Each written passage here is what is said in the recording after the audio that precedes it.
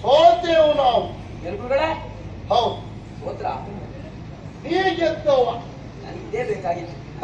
ಹೇಳಿ ಕಾರಣ ಏನು? ಹಾ ಚಕ್ರವೇ ಒಳಗಿರುವುದು ನಾನೇ. ಹಾ ಯಾರು ಬರ್ತಾರೆ ಬಯಸ್ಲಿಕ್ಕೆ? ಹಾ ನಿರೀಕ್ಷೆಯಲ್ಲಿ ಇರುವಾಗ ಬೆಂಕಿಯ ಚಂಡಿರೋಪಾದಿಯಲ್ಲಿ ಉಗುಳುತ್ತಾ ಬಂದವ ನೀನು.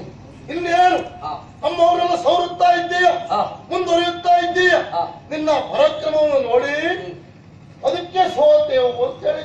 ಅಂದ್ರೆ ರಣಕ್ಷೇತ್ರದಲ್ಲಿ ಸೋತದ್ದಲ್ಲ, ಅದರ ಅರ್ಥ ದೈಹಿಕವಾಗಿ ಸೋತದ ಅರ್ಥ ಅಲ್ಲ, ಮತ್ತೆ ಮಾನಸಿಕವಾಗಿ ಸೋತಿದ್ದೇವೆ. ಓಹೋ